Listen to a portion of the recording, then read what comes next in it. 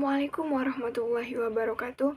Perkenalkan, kami dari kelompok 5 akan mempresentasikan hasil diskusi kami tentang analisis perubahan perilaku individu dalam organisasi. Yang pertama yaitu perubahan perilaku individual. Terdapat bentuk-bentuk perubahan perilaku individu. Yang pertama ada perubahan alamiah atau natural change. Perilaku manusia selalu berubah. Sebagian perubahan itu disebabkan karena kejadian alamiah. Contohnya seperti perubahan perilaku yang disebabkan karena usia seseorang. Dan untuk yang kedua yaitu perubahan terencana atau planned change, yaitu perubahan perilaku ini terjadi karena memang direncanakan sendiri oleh subjek. Contohnya seperti perubahan perilaku seseorang karena tujuan tertentu atau ingin mendapatkan sesuatu yang bernilai baginya. Dan selanjutnya adalah yang ketiga, kesediaan untuk berubah atau readiness to change. Apabila terjadi suatu inovasi atau perubahan program pembangunan di dalam organisasi, maka sering terjadi adalah sebagian orang sangat cepat untuk menerima inovasi atau perubahan tersebut. Dan ada sebagian orang lagi sangat lambat untuk menerima inovasi atau perubahan yang terjadi tersebut. Nah, seperti kita bisa melihat contoh yaitu perubahan teknologi pada suatu lembaga organisasi, misal dari mesin ketik manual ke mesin komputer. Nah, biasanya orang-orang yang usianya tua akan sulit untuk menerima perubahan pemakaian teknologi tersebut. Selanjutnya, strategi perubahan perilaku individu. Beberapa strategi untuk memperoleh perubahan perilaku dikelompokkan menjadi 3. Yang pertama yaitu menggunakan kekuatan atau kekuasaan atau dorongan. Misalnya yaitu seperti dengan adanya peraturan-peraturan atau peraturan perundang-undangan yang harus dipatuhi oleh anggota masyarakat. Nah, strategi ini dapat berlangsung cepat akan tetapi belum tentu berlangsung lama. Karena perubahan perilaku terjadi tidak atau belum didasari oleh kesadaran sendiri dari masyarakat itu sendiri. Nah, untuk yang kedua yaitu pemberian informasi. Dengan memberikan informasi-informasi tentang sesuatu hal yang berkaitan dengan hal-hal tertentu. Nah, untuk yang ketiga yaitu diskusi partisipasi. Cara ini adalah sebagai peningkatan cara yang kedua di atas yang dalam memberikan informasi-informasi tentang peraturan baru organisasi, tidak bersifat searah tetapi dua arah. Baik, selanjutnya tentang teori. Yang keempat, teori tentang perubahan perilaku individu. Teori Kurt Lewin 1970 berpendapat bahwa perilaku manusia adalah suatu keadaan yang seimbang antara kekuatan-kekuatan pendorong driving proses dan kekuatan penahan. Perilaku ini dapat berubah apabila terjadi ketidakseimbangan antara kedua kekuatan tersebut di dalam diri seseorang, sehingga ada 3 kemungkinan terjadinya perubahan perilaku pada diri seseorang itu, yakni yang pertama, kekuatan pendorong meningkat. Hal ini terjadi karena adanya stimulus yang mendorong untuk terjadinya perubahan perilaku. Stimulus ini berupa informasi sehubung dengan perilaku yang bersangkutan. Selanjutnya, yang kedua, kekuatan penahan menurun. Hal ini akan terjadi karena adanya stimulus yang memperlemah kekuatan penahan tersebut. Yang ketiga, kekuatan pendorong meningkat, kekuatan penahan menurun. Dengan keadaan semacam ini, jelas juga akan terjadi perubahan perilaku. Yang kedua, teori stimulus organisme response atau disingkat dengan SOR. Teori ini mendasar asumsi bahwa penyebab terjadinya perubahan perilaku yang tergantung kepada kualitas rangsa stimulus yang berkomunikasi dengan organisme. Artinya, kualitas dari sumber komunikasi Misalnya kredibilitas, kepemimpinan, gaya berbicara sangat menentukan keberhasilan perubahan perilaku seseorang, kelompok atau masyarakat. Hoslan 1953 mengatakan bahwa proses perubahan perilaku pada hakikatnya sama dengan proses belajar. Proses perubahan perilaku tersebut menggambarkan proses belajar pada individu yang terdiri dari yang pertama yaitu stimulus rangsang yang diberikan pada organisme dapat diterima atau ditolak. Apabila stimulus tersebut tidak diterima atau ditolak, perhatian individu dan berhenti di sini. Tetapi bila stimulus diterima oleh organisme, berarti ada perhatian di individu dan stimulus tersebut efektif. Yang kedua, apabila stimulus telah mendapatkan perhatian dari organisme, maka ia mengerti stimulus ini dan dilanjutkan kepada proses berikutnya. Setelah itu, organisme mengolah stimulus tersebut sehingga terjadi kesediaan untuk bertindak demi stimulus yang telah diterimanya atau bersikap. Yang ketiga, akhirnya dengan dukungan fasilitas serta dorongan dari lingkungan, maka stimulus tersebut mempunyai efek tindakan dari individu tersebut atau perubahan perilaku. Baiklah, saya akan melanjutkan teori yang ketiga, yaitu teori fungsi. Teori ini berdasarkan anggapan bahwa perubahan perilaku individu itu bergantung kepada kebutuhan. Hal ini berarti bahwa stimulus yang dapat mengakibatkan perilaku seseorang apabila stimulus tersebut dapat dimengerti dalam konteks kebutuhan orang tersebut. Menurut Katz, perilaku dilatar belakangi oleh kebutuhan individu yang bersangkutan. Katz berasumsi bahwa yang pertama, perilaku itu memiliki fungsi instrumental, artinya dapat berfungsi sebagai memberikan pelayanan terhadap kebutuhan. Seseorang dapat bertindak atau berperilaku positif terhadap objek demi penemuan kebutuhannya. Sebaliknya, apabila objek tidak dapat memenuhi kebutuhannya, maka ia akan berperilaku negatif. Baiklah, yang kedua, berperilaku dapat berfungsi sebagai defense mechanism atau sebagai pertahanan diri dalam menghadapi lingkungannya. Artinya, dengan perilakunya, dengan tindak-tindakannya, manusia dapat melindungi ancaman-ancaman yang datang dari luar. Yang ketiga, perilaku berfungsi sebagai penerima objek dan memberikan arti. Dalam penamaannya, dengan tindakannya itu seseorang senantiasa menyesuaikan diri dengan lingkungannya. Dengan tindakan sehari-hari orang tersebut telah melakukan keputusan-keputusan sehubungan dengan objek atau stimulus yang dapat dihadapi. Pengambilan keputusan yang mengakibatkan tindakan-tindakan tersebut dilakukan secara spontan dan dalam waktu yang singkat. Yang selanjutnya, yang keempat, perilaku berfungsi sebagai nilai ekspresif dari diri seseorang dalam menjawab suatu situasi. Nilai ekspresif ini berasal dari konsep diri seseorang yang merupakan pencerminan dari dalam sanubari. Oleh sebab itu, perilaku ini dapat merupakan layar di mana segala ungkapan diri seseorang dapat dilihat. Misalnya, orang yang sedang marah, senang, gusar, dan sebagainya dapat dilihat dari perilaku atau tindakannya. Teori ini berkeyakinan bahwa perilaku itu mempunyai fungsi untuk menghadapi dunia luar individu yang senantiasa menyesuaikan diri dengan lingkungannya menurut kebutuhannya. Oleh sebab itu, di dalam kehidupan manusia, perilaku itu tampak terus-menerus dan berubah secara relatif. Baiklah, selanjutnya Muhammad Surya mengemukakan ciri-ciri dari perubahan perilaku, yaitu yang pertama, perubahan yang disadari dan disengaja. Perubahan perilaku yang terjadi merupakan usaha dan sadar dan disengaja dari individu yang bersangkutan.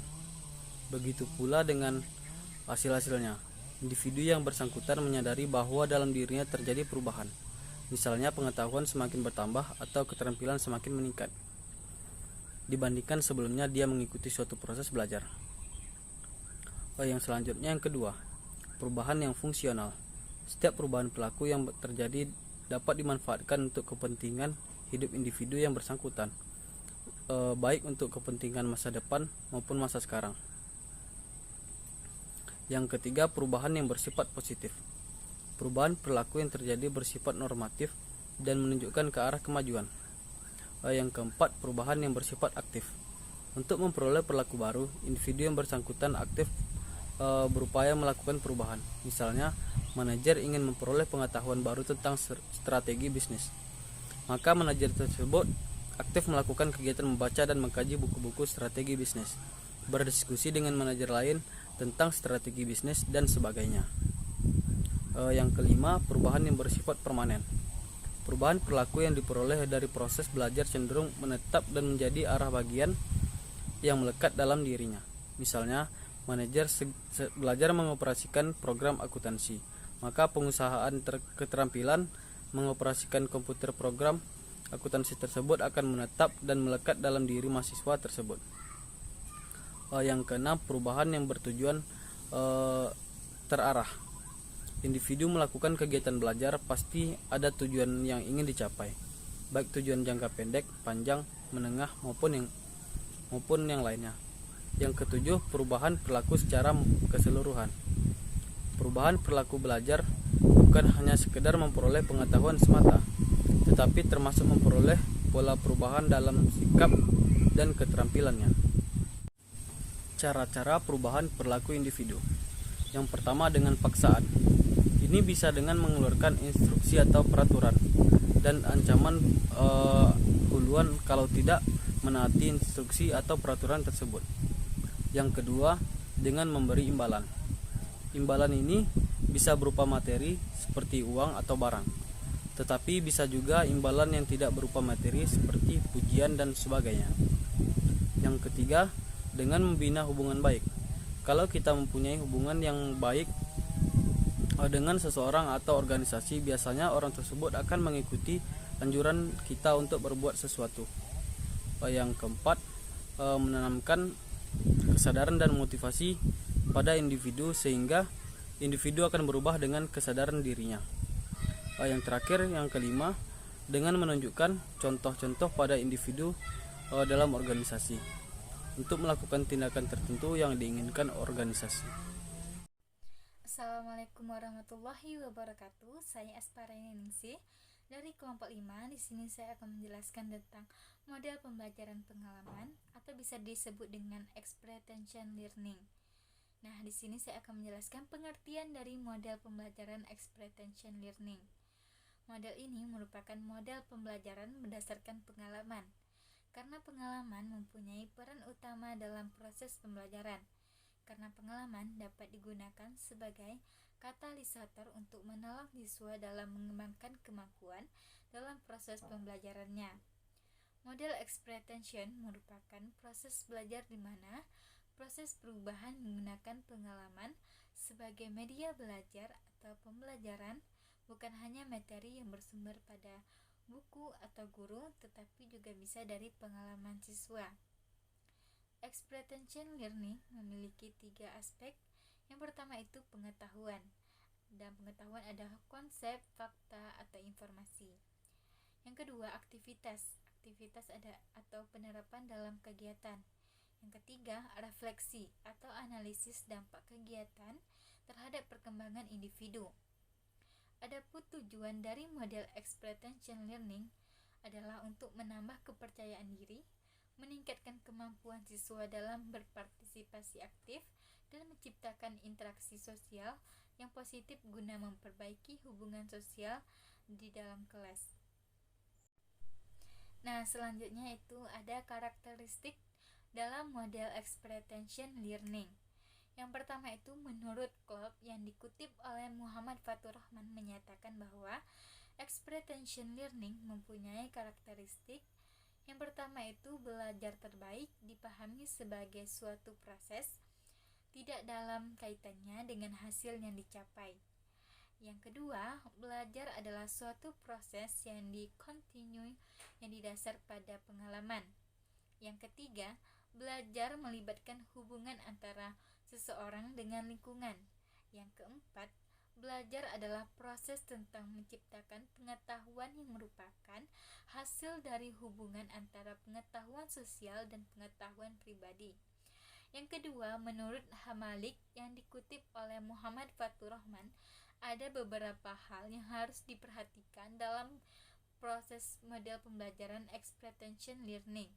Yang pertama yaitu model expectation learning, berpusat pada peserta didik dan berorientasi pada aktivitas.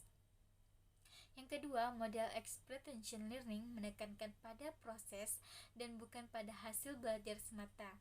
Yang terakhir, guru dapat menggunakan model expectation learning di dalam kelas maupun di luar kelas. Melas Ina Novianti akan melakukan presentasi dari ASWA, yaitu yang ketiga, tahapan model experiential learning. Teori pembelajaran FOP yang dikutip oleh Abdul Majid dan Khairul Rahman terdiri dari 4 tahap, yaitu yang pertama, pengalaman nyata atau concrete experience. Pada tahap ini, siswa disediakan stimulus yang mendorong mereka melakukan sebuah aktivitas. Aktivitas ini bisa berangkat dari suatu pengalaman yang pernah dialami sebelumnya, baik formal maupun informal, atau situasi yang realistis. Aktivitas yang disediakan ini bisa di dalam ataupun di luar kelas, dan dikerjakan oleh pribadi atau kelompok. Yang B itu refleksi observasi. Pada tahap ini, siswa mengamati pengalaman atau aktivitas yang dilakukan dengan menggunakan panca indera ataupun bantuan alat peraga. Selanjutnya, siswa merefleksikan pengalamannya. Dari hasil refleksi ini, mereka bisa menarik pelajaran. Dalam hal ini, proses refleksi akan terjadi bila guru mampu mendorong murid untuk mendeskripsikan kembali pengalamannya yang diperolehnya, mengomunikasikan kembali dengan belajar dari pengalaman tersebut. Dan C, penyusunan konsep abstrak. Setelah melakukan observasi dan refleksi, maka pada tahap pembentukan konsep abstrak ini, siswa mulai mencari alasan hubungan timbal balik dari pengalaman yang diperolehnya. Selanjutnya, siswa mulai mengkonseptualisasikan suatu teori atau model dari pengalaman yang diperoleh dan mengintegrasikan dengan pengalaman sebelumnya. Yang terakhir, tahap eksperimen aktif, atau pada tahap ini, siswa mencoba merencanakan bagaimana menguji kemampuan model atau teori untuk menjelaskan pengalaman baru yang akan diperoleh selanjutnya. Pada tahap aplikasi ini akan terjadi proses belajar bermakna, karena pengalaman yang diperoleh siswa sebelumnya dapat diterapkan pada pengalaman atau situasi problematika yang baru. Berdasarkan langkah-langkah di atas, dapat disimpulkan bahwa tahap model experiential learning ini dimulai dari sebuah pengalaman konkret atau concrete experience yang dialami oleh siswa. Pengalaman tersebut kemudian direfleksikan. Proses refleksi ini, siswa berusaha memahami apa yang terjadi atau apa yang dialaminya. Refleksi ini menjadi dasar konseptualisasi atau proses pemahaman prinsip-prinsip yang mendasari pengalaman yang dialami, serta perkiraan kemungkinan aplikasi dalam situasi atau konteks yang lain atau yang baru. Proses implementasi merupakan situasi atau konteks yang memungkinkan penerapan konsep yang sudah dikuasai. Selanjutnya, manfaat model experiential learning itu ada sebagai berikut. Yang A, meningkatkan kerjasama di dalam kelompok. Antara lain adalah 1. Mengembangkan dan meningkatkan rasa saling ketergantungan antara sesama anggota kelompok. Yang kedua, meningkatkan keterlibatan dalam pemecahan masalah dan pengambilan keputusan. Yang ketiga, mengidentifikasi dan memanfaatkan bakat tersembunyi dan kepemimpinan. Yang keempat, meningkatkan empati dan pemahaman antara sesama anggota kelompok. Yang B, manfaat secara individual, antara lain adalah yang pertama, meningkatkan kesadaran akan rasa percaya diri, meningkatkan kemampuan komunikasi dan perencanaan, dan kemampuan pemecahan masalah. Yang ketiga, menumbuhkan dan meningkatkan kemampuan untuk menghadapi situasi yang buruk. Yang keempat, menumbuhkan dan meningkatkan rasa percaya antara sesama anggota kelompok. Yang kelima, itu menumbuhkan dan meningkatkan semangat kerjasama dan kemampuan untuk berkompromi. Yang keenam, menumbuhkan dan meningkatkan komitmen dan tanggung jawab. Yang ketujuh, menumbuhkan dan meningkatkan kemampuan untuk memberi dan menerima bantuan. Yang kedelapan, mengembangkan ketangkasan, kemampuan fisik, dan koordinasi. Baiklah, hanya itu yang dapat kami sampaikan. Jika ada kata-kata kami yang salah, kami mohon maaf. Wabillahi taufik wal hidayah. Wassalamualaikum warahmatullahi wabarakatuh.